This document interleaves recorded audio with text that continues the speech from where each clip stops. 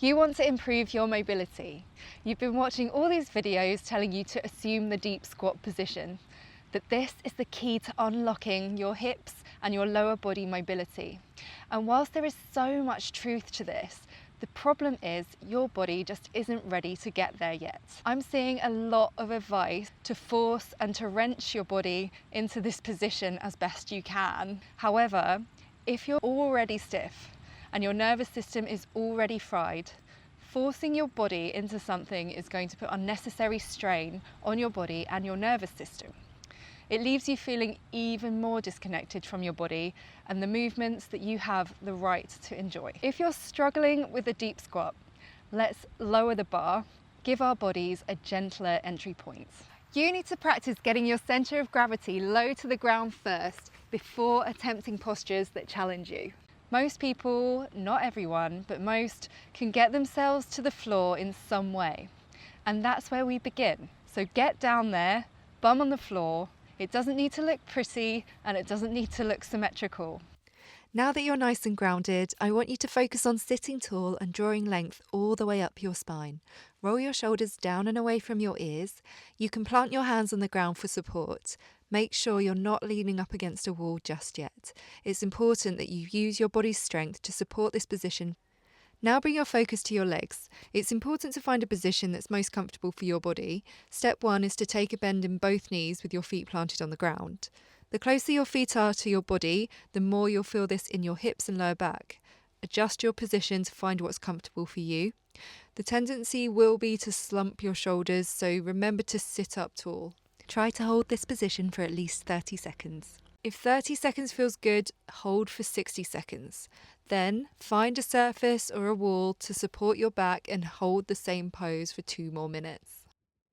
Once you've mastered step 1 and can comfortably hold the pose without the wall for 2 minutes, you're ready for step 2. Before we get into it, I wanted to quickly let you know that I'm on a mission to guide and empower adults with stiff bodies to relearn how to unlock the movements we are all born to enjoy, but have lost through modern day life.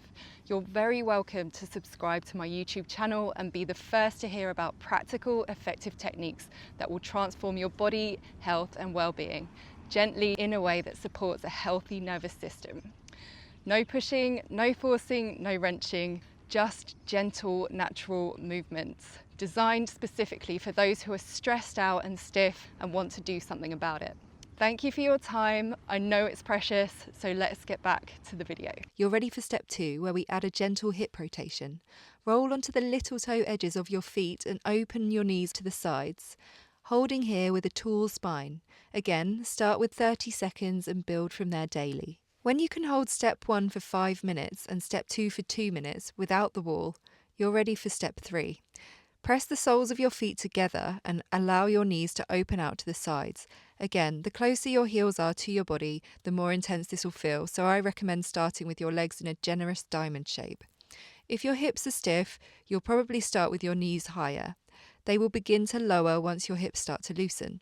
You can gently guide your knees wider with your hands, but don't force or press down. Your joints won't thank you. A light touch is all that's needed. Let gravity and your body do the rest. When you're holding step 3 for at least 2 minutes unsupported, this is a sign that you are making great progress with regaining strength and mobility in your hips. Step 4 is the classic cross-legged posture. Start with your knees high if your hips are tight and gradually open your knees out to the sides.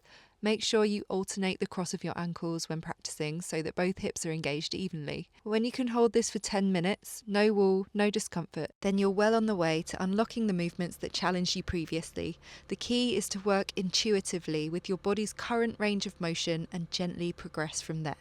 If you're still watching, congratulations, you've done something amazing for your body.